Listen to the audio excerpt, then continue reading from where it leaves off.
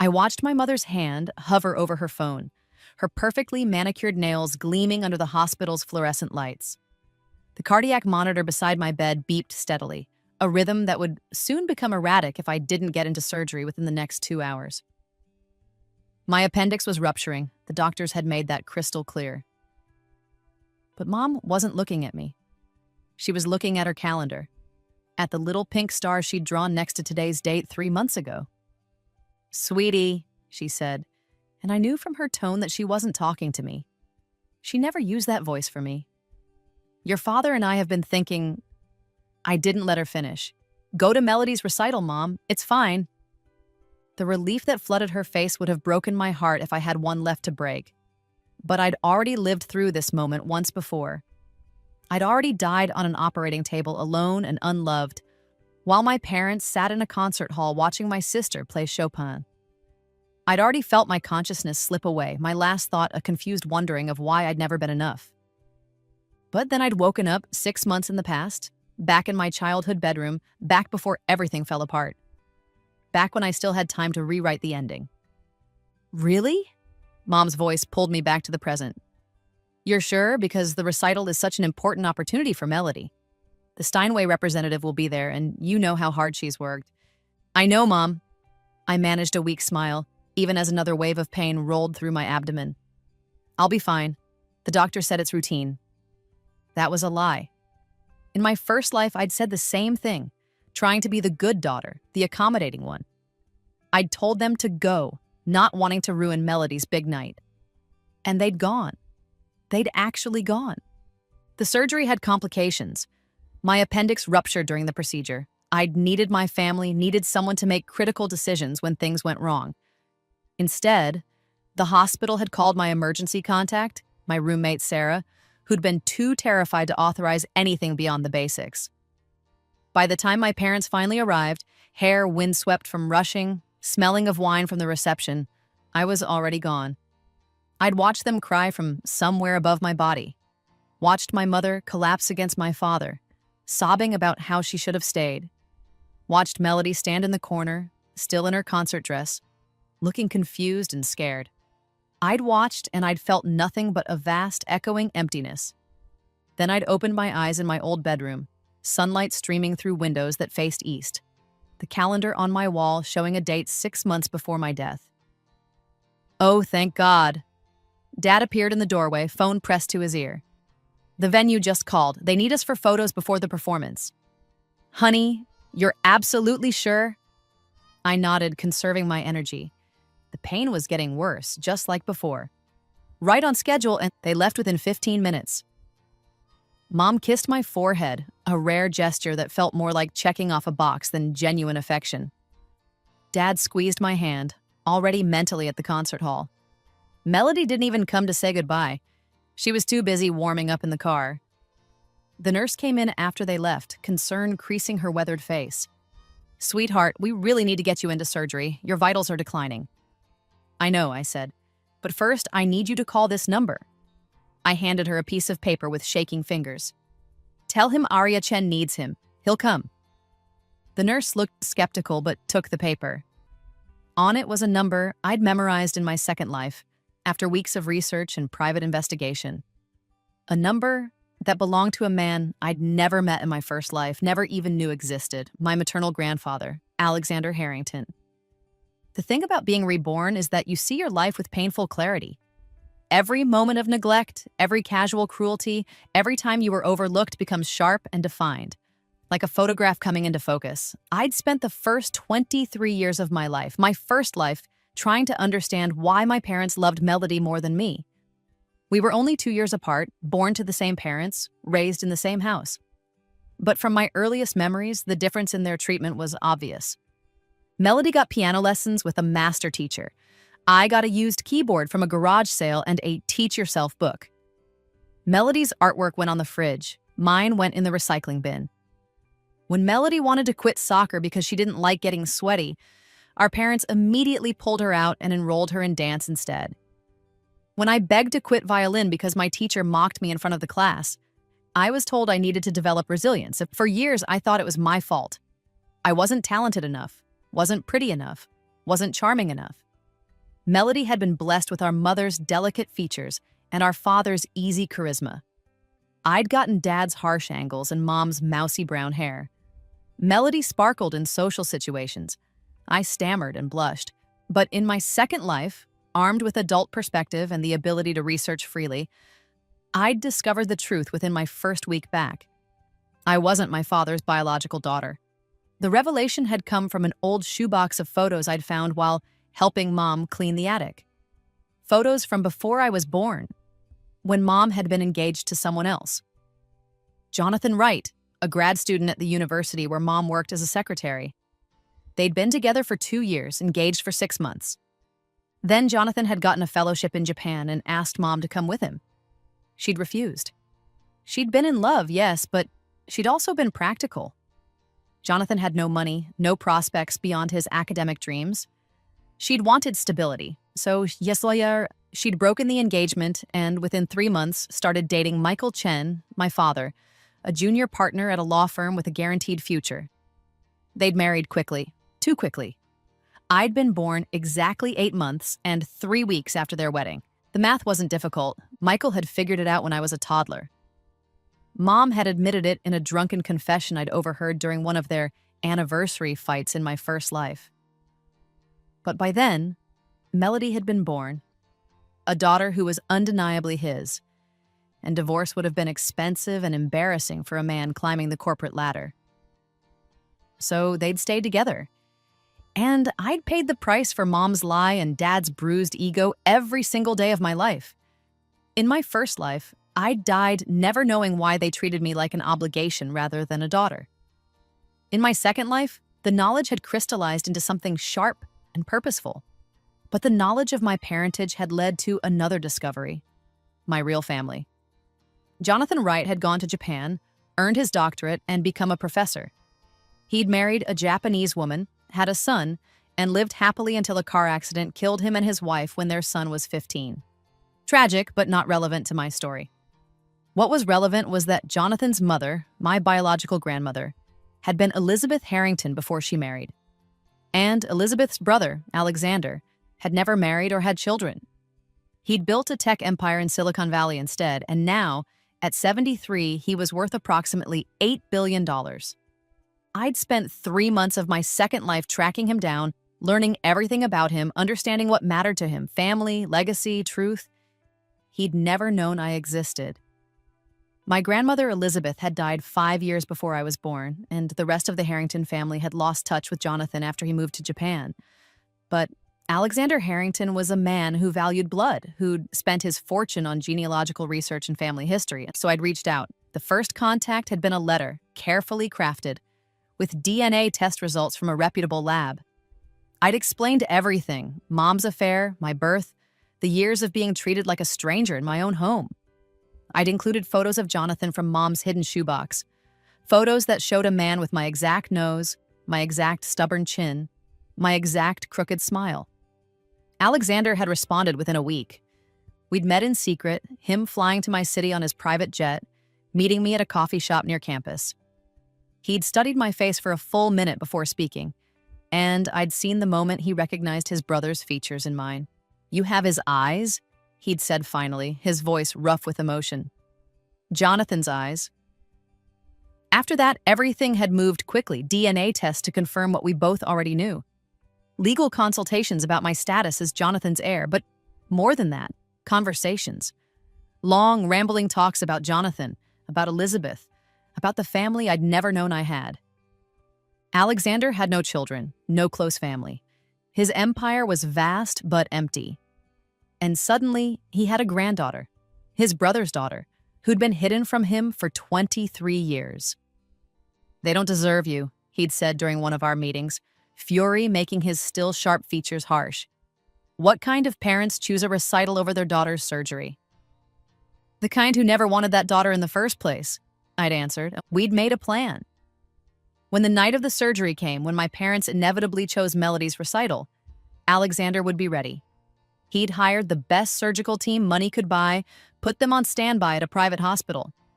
He'd arranged for a medical transport, for round-the-clock care, for everything I would need. But more than that, he'd promised me something else: a new life. a real family, and the resources to make my old family understand exactly what they'd thrown away. Now, lying in this hospital bed watching the nurse dial Alexander's number with shaking hands, I felt a fierce satisfaction burning through the pain. This time, I wouldn't die alone and unmourned. This time, I would survive.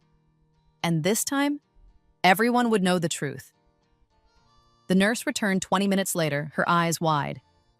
"Mr. Harrington is sending a medical team. They'll be here within the hour with a transfer order signed by the chief of surgery." I closed my eyes in relief. The pain was excruciating now, white-hot agony radiating from my abdomen.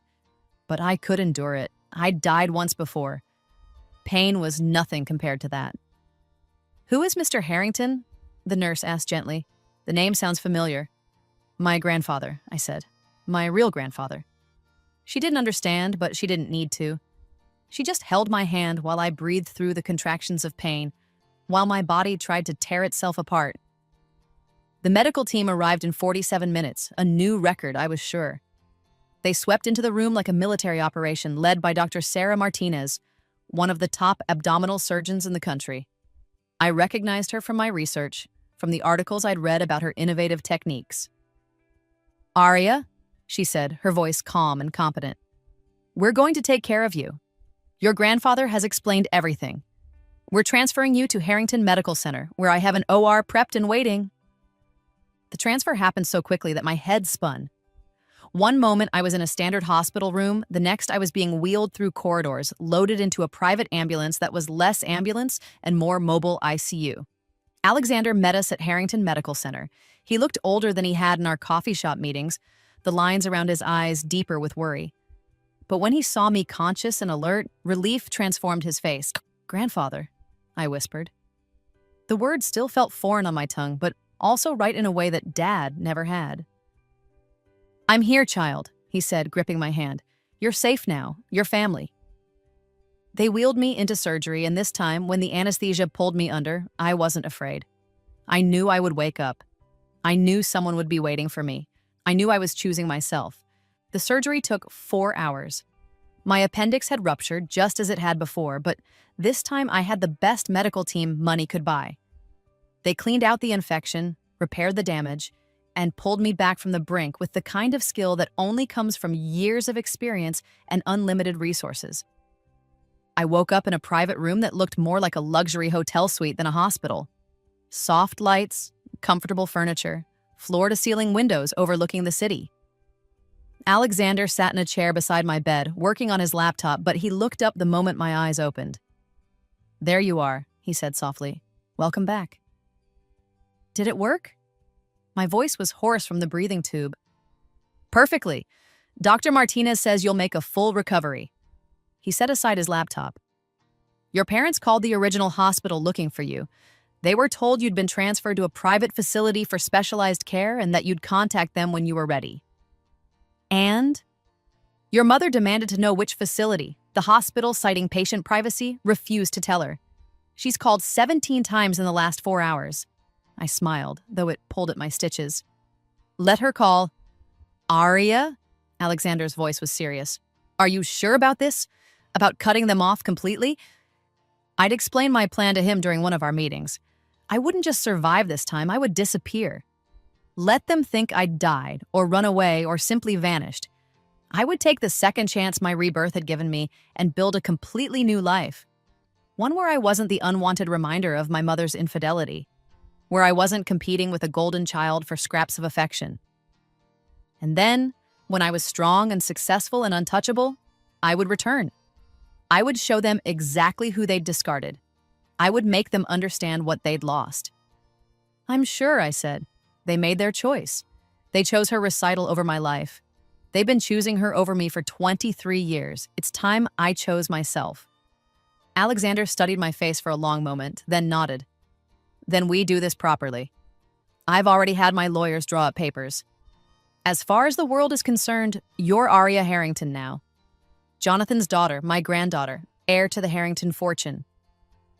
The name change had been his idea. A complete break from the past, a new identity to match my new life. Aria Chen would disappear, and Aria Harrington would rise from the ashes. What about school? I asked. I'd been in my final semester of college, studying business administration at a state school I could barely afford even with scholarships. You'll finish your degree at Stanford, Alexander said. I've already made the arrangements. You'll start in the fall semester as a transfer student. In the meantime, you'll recover, and you'll learn what it means to be a Harrington.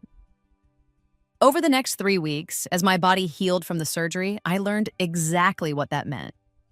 It meant having a team of lawyers at your disposal, ready to handle any legal matter. It meant financial advisors who managed a trust fund worth more than most people saw in a lifetime. It meant stylists who taught me how to dress like old money, how to carry myself with the quiet confidence of someone who'd never had to prove her worth. But more than that, it meant having family who actually cared. Alexander visited every day, sometimes bringing his assistant Margaret to help with business matters, sometimes just coming to sit and talk. He told me stories about Jonathan, about the brother he'd loved and lost. He showed me photo albums I'd never known existed, pictures of my father as a child, as a young man, as the person he'd been before I was born. He would have loved you, Alexander said once, looking at a photo of Jonathan laughing at some long-ago joke. He wanted children so badly. When he and Mariko lost the baby, he stopped, emotion choking his voice. Lost the baby? I prompted gently. Mariko miscarried twice before they had Kenji. Jonathan was devastated both times. He would have given anything to have another child. Alexander looked at me with fierce intensity. He deserved to know about you. Your mother stole that from him, from both of you. The words confirmed what I'd already known but never wanted to face. My mother hadn't just kept me from my real father. She'd kept him from me. Jonathan had wanted children, had mourned the ones he lost, and never knew he had a daughter living half a world away. The anger I'd felt in my first life, the confusion and hurt, crystallized into something colder and sharper. My mother hadn't just failed to love me. She'd deliberately denied me access to someone who would have. Tell me about the plan, Alexander said during one of our evening conversations. What exactly do you want to happen? I'd thought about this carefully. Revenge wasn't just about hurting them. It was about exposing the truth, about making sure everyone understood the full scope of their betrayal. First, I disappear completely, I said. Let them wonder what happened to me.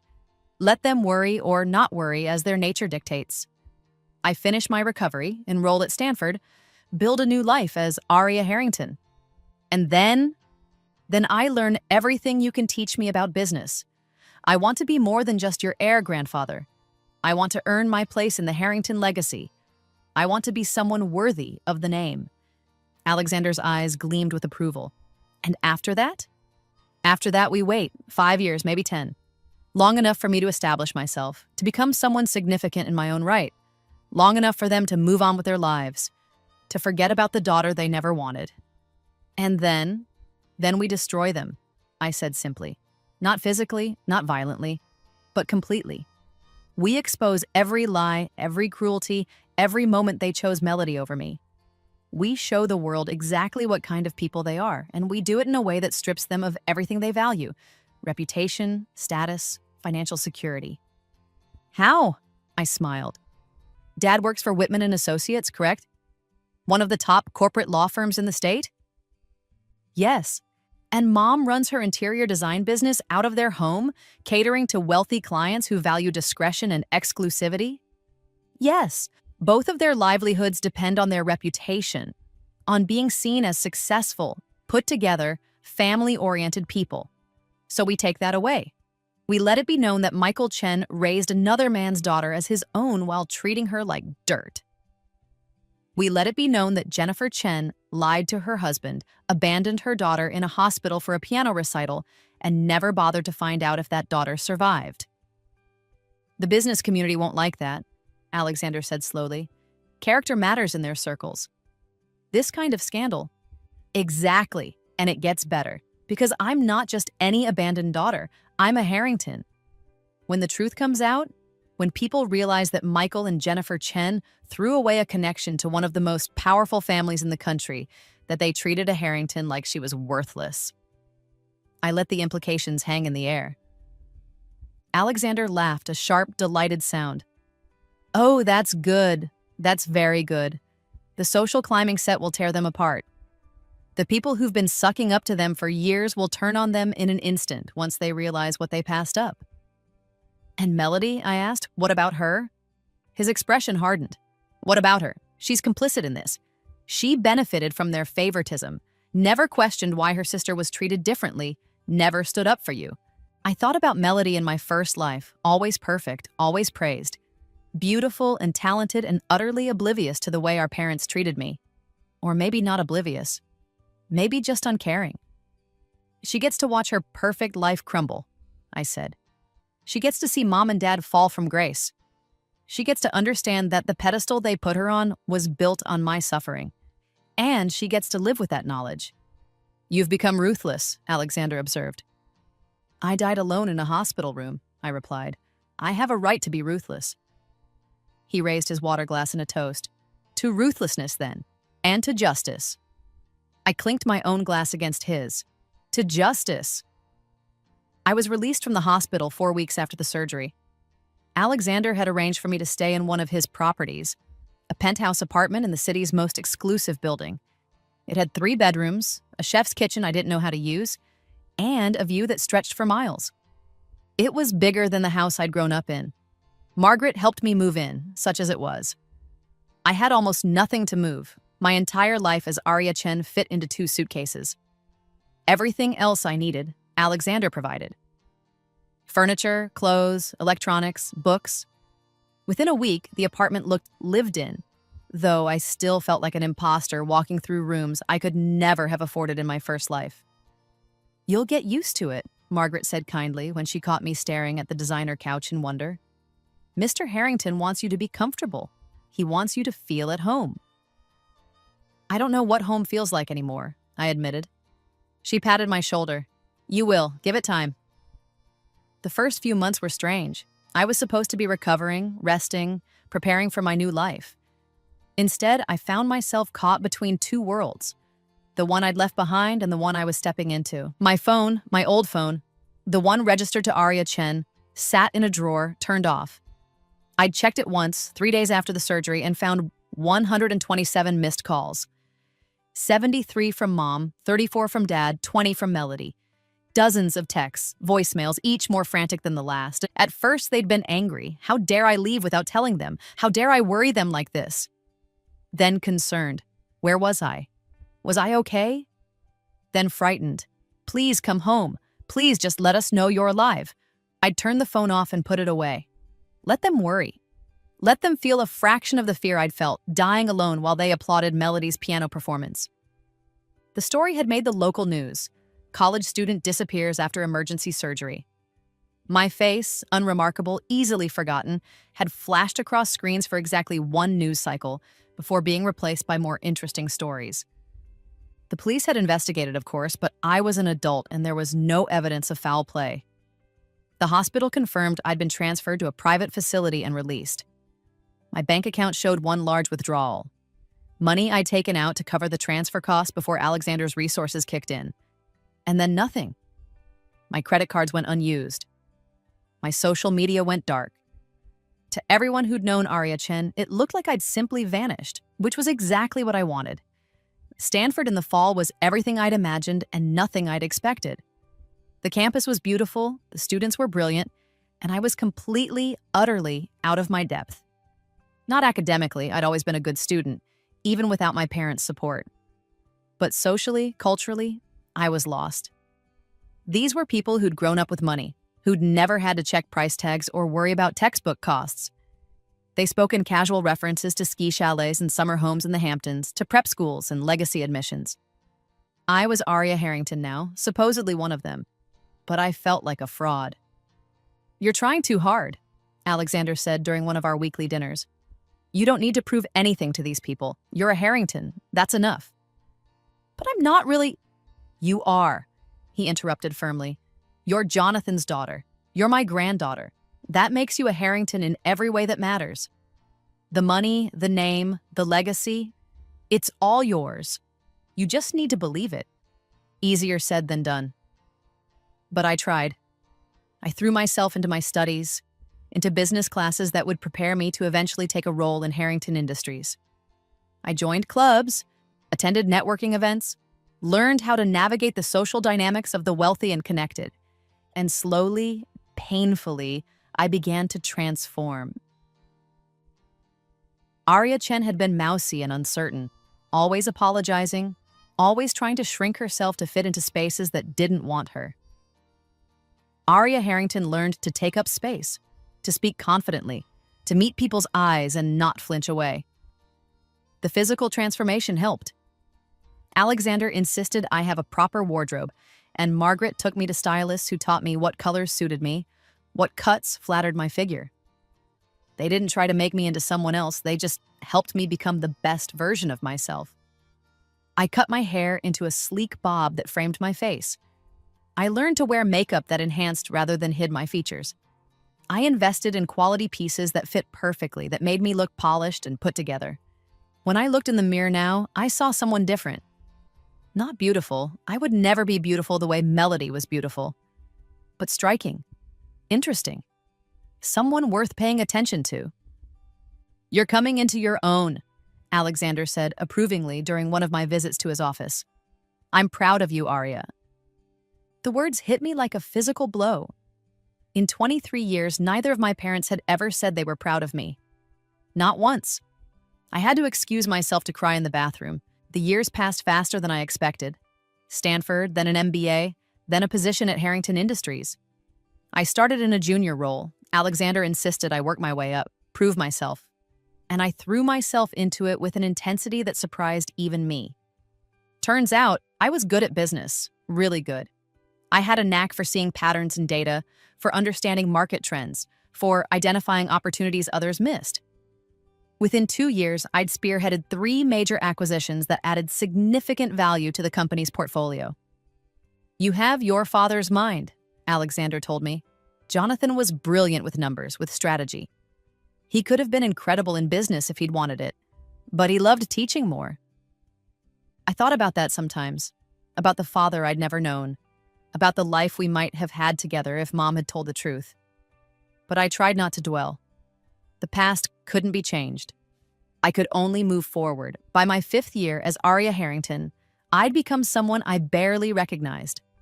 I was the heir apparent to Harrington Industries, a rising star in the tech world, someone who appeared in Forbes and Fortune magazine articles about women in business. I was successful, powerful, wealthy in my own right, not just through Alexander's generosity, but through my own work, my own investments. I was everything my parents had never believed I could be, and it was time to make them see it. The plan came together over several months. Alexander and I met regularly to discuss strategy, to refine the details. We would strike during the annual Northbridge Charity Gala, the city's most prestigious social event. It was where the wealthy and powerful gathered to see and be seen, where business deals were made over champagne and canapes, where reputations were built and destroyed. My parents attended every year. Dad's firm always bought a table, and Mom used the event to network with potential clients for her design business. They would dress in their finest, schmooze with the elite, pretend to be something they weren't. This year, I would be there too. Not as Arya Chen, their disappeared daughter, but as Arya Harrington, guest of honor and keynote speaker. The irony was delicious. "Are you sure about this?" Alexander asked the night before the gala. "Once we do this, there's no going back. Their lives will be destroyed." "I'm sure," I said. "They chose to let me die rather than miss a piano recital. They chose Melody over me every day of my life. They made their choice. Now they live with the consequences." He studied me for a long moment. "You've changed, Arya. The girl I met in that coffee shop 5 years ago wouldn't have been capable of this kind of calculated revenge."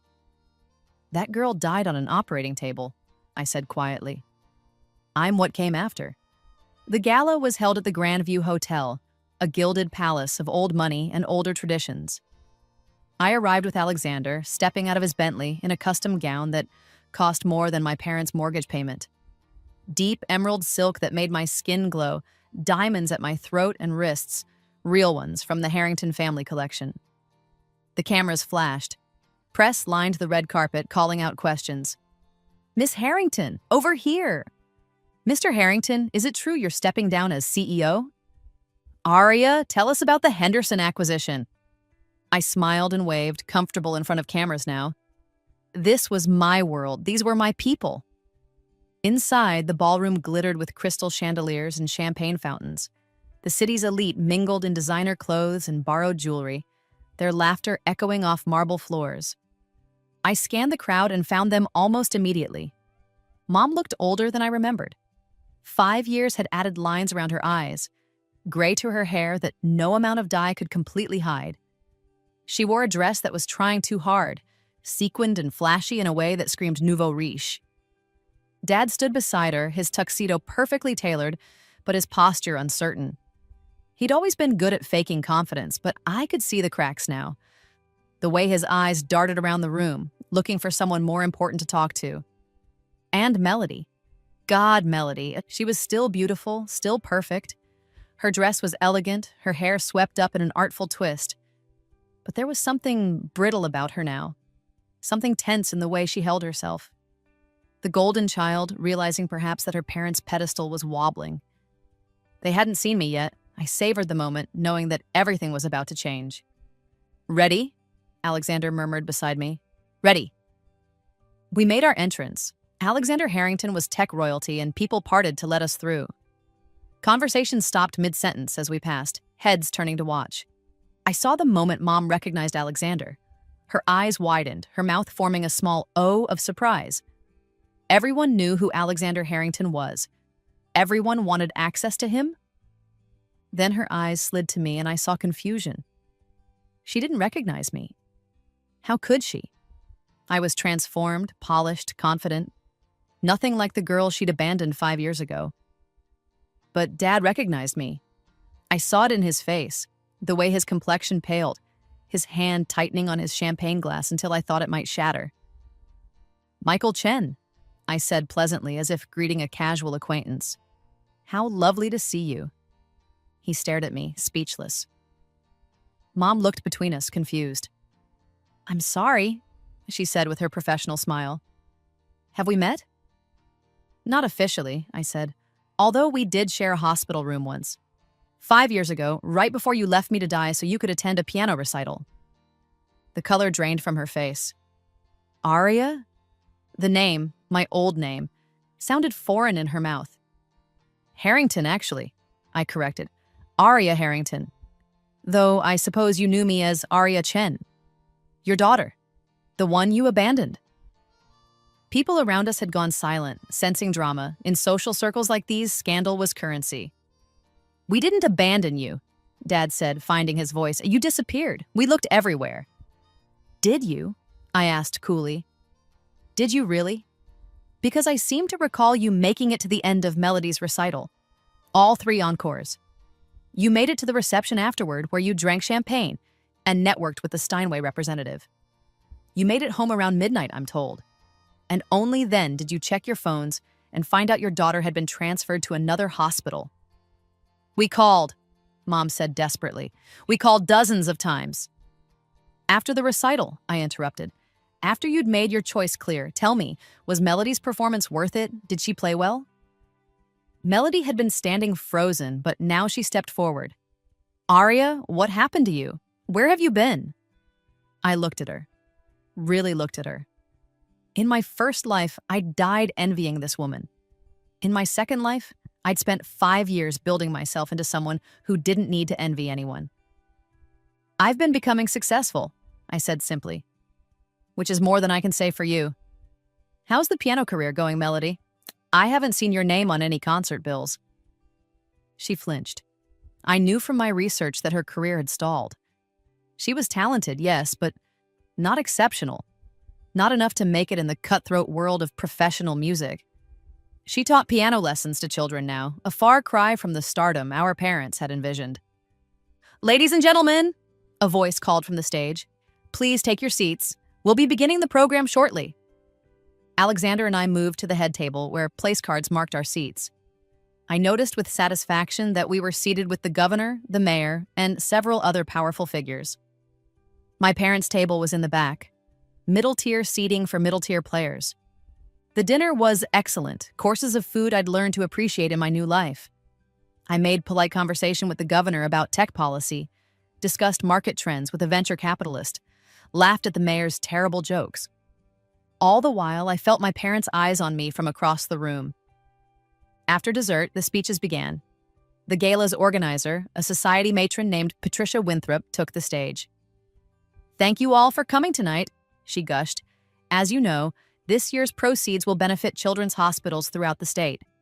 And we're honored to have our keynote speaker, a woman who needs no introduction. She's revolutionized 3 industries, expanded her family's company into new markets, and become one of the youngest billionaires in the country. Please welcome Aria Harrington." Applause filled the room. I stood, smoothing down my gown, and walked to the stage. From my vantage point, I could see everyone. The cream of society, hanging on my words. And in the back, my parents, faces frozen in horror as they began to understand exactly who I'd become. "Thank you, Patricia," I said, my voice clear and confident. When Alexander Harrington approached me about speaking tonight, I was honored. Not just because this is such an important cause, but because it's personal to me. I paused, letting the silence build. 5 years ago, I almost died. I had a ruptured appendix, needed emergency surgery, and faced complications that should have killed me. I was alone in that hospital because the people who should have been there, my parents, chose to attend a piano recital instead. Gasps rippled through the crowd. I saw heads turning, looking for my parents. But I survived. I survived because someone who'd never met me, who owed me nothing, chose to help. Alexander Harrington learned that his brother had a daughter he never knew existed, and he moved heaven and earth to save her. He gave me not just medical care, but a family, a real family. Alexander stood, coming to join me on stage. He put his hand on my shoulder, and the gesture was worth more than words. "I learned something important that night," I continued. "I learned that family isn't about blood. It's about choice. The people who raised me chose to prioritize their golden child over the daughter they never wanted. The man who'd never met me chose to love me anyway. That's the difference between being someone's obligation and being someone's choice." I looked directly at my parents. Mom was crying, mascara running down her face. Dad looked like he wanted to disappear.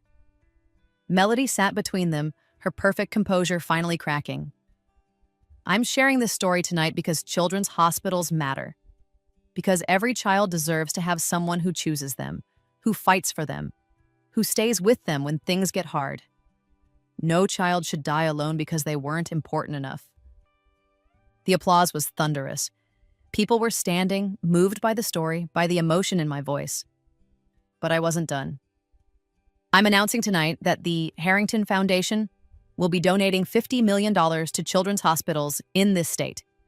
Furthermore, we'll be establishing the Jonathan Wright Memorial Fund, named for my biological father, which will provide support for children whose families have abandoned them.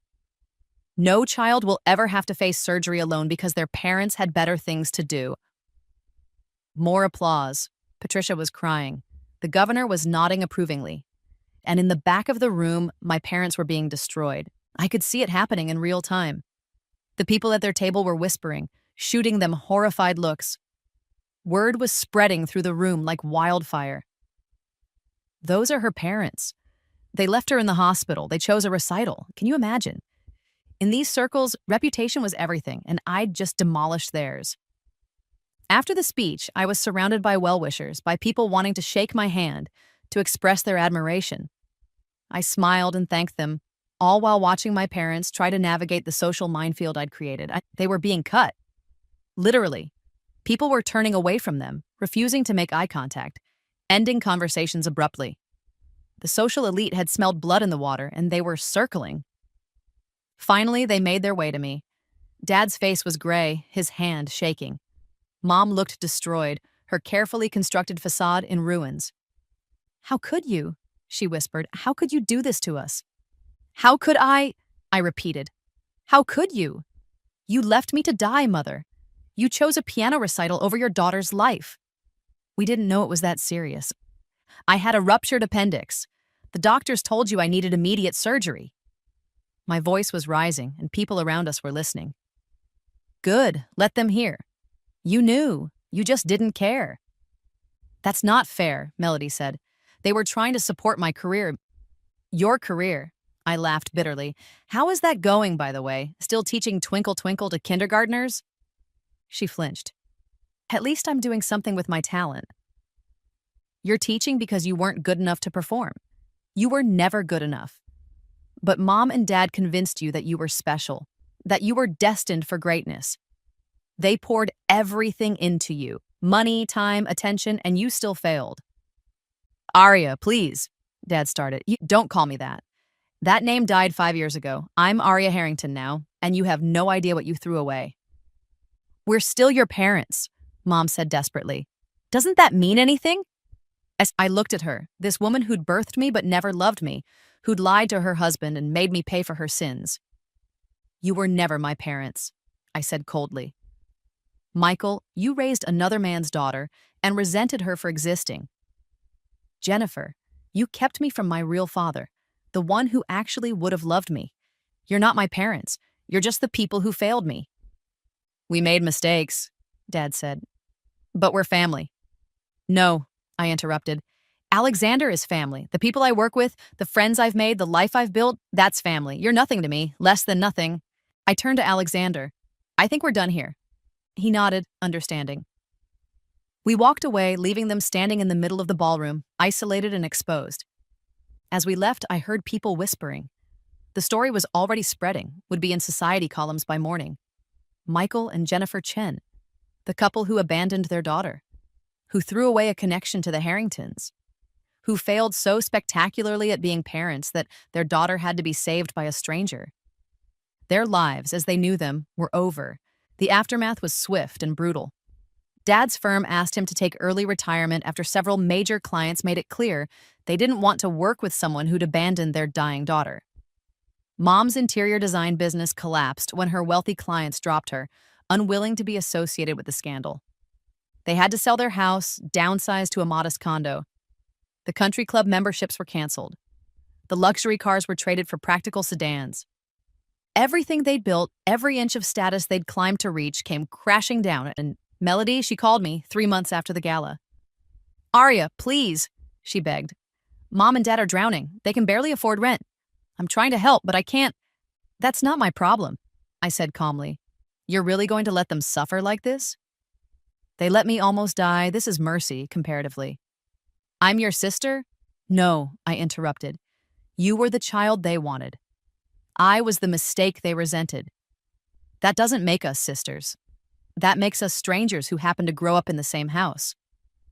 I know they weren't perfect, she said, crying now. I know they favored me. But they're still our parents. They still love you. If that's what their love looks like, I want no part of it. Goodbye, Melody. I hung up and blocked her number. 5 years after the gala, I stood in Alexander's hospital room, holding his hand. He was 93 now, and his body was finally giving out. But his mind was sharp, his eyes clear. No regrets? He asked me. None, I said honestly. You gave me everything, a real family, a purpose, yourself. You gave me something too, he said. A legacy, someone to carry on the Harrington name. Jonathan would be so proud of you. Tears slipped down my face. I wish I'd known him. You're like him in so many ways. Your brilliance, your integrity, your capacity for love. He squeezed my hand weakly. Promise me you'll keep building, keep growing, keep being the person you were always meant to be. I promise, grandfather. He smiled. Good girl. He died that night, peacefully, surrounded by people who loved him. His will left everything to me, the company, the foundation, the entire Harrington empire. I became one of the wealthiest women in America overnight. The funeral was a massive affair, attended by presidents and prime ministers, tech titans, and philanthropists. Alexander Harrington had been a giant in his industry, and the world mourned his passing. I stood at the podium, giving the eulogy, talking about the man who'd saved my life and given me a family. About his vision, his kindness, his unwavering commitment to doing what was right. And in the back of the crowd, I saw them. My parents and Melody, dressed in their best clothes, looking older and smaller than I remembered. They'd come. I don't know how they got past security, but they'd come. After the service, they approached me.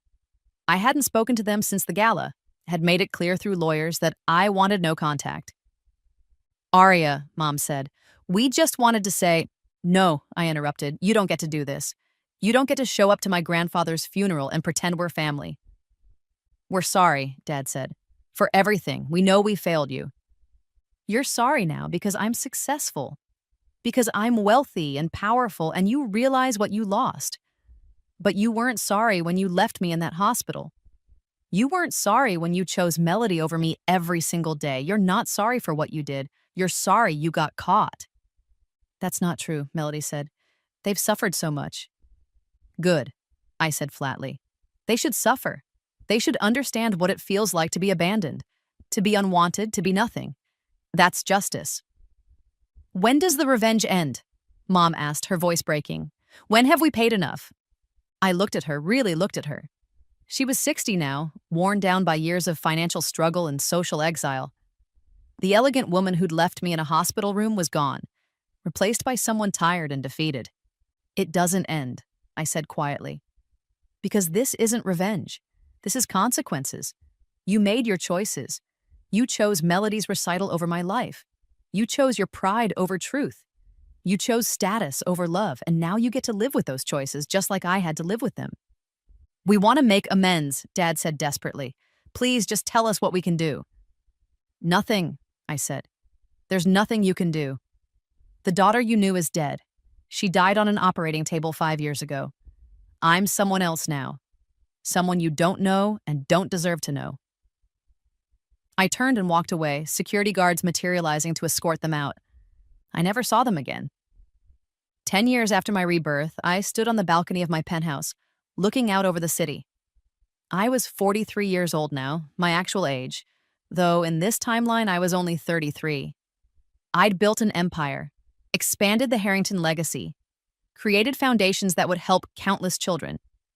I'd lived the life I was meant to live, the one that was stolen from me in my first existence. But sometimes, late at night, I wondered what might have been different. If Mom had told the truth from the beginning. If Dad had loved me despite my parentage. If my parents had chosen me just once. Would I have been happy? Would I have been enough? I didn't know, and it didn't matter, because I'd made my own choice. I'd chosen to survive, to thrive, to become someone extraordinary. Not because of them, but in spite of them. The girl who died alone in a hospital room had been given a second chance. And I'd used it to become someone who would never be abandoned again, never be overlooked, never be treated as less than she deserved. I was Arya Harrington, billionaire, CEO, philanthropist, and I was enough. I'd always been enough. They just couldn't see it. But the rest of the world could. And that was all that mattered. I raised my glass of wine to the city lights, to the life I'd built, to the grandfather who'd loved me when no one else would. Thank you, Jonathan, I whispered to a father I'd never known. Thank you, Alexander. Thank you for choosing me. The wind carried my words away, but I felt lighter somehow, complete. I'd survived, I'd won, and I'd done it on my own terms. That was the greatest revenge of all.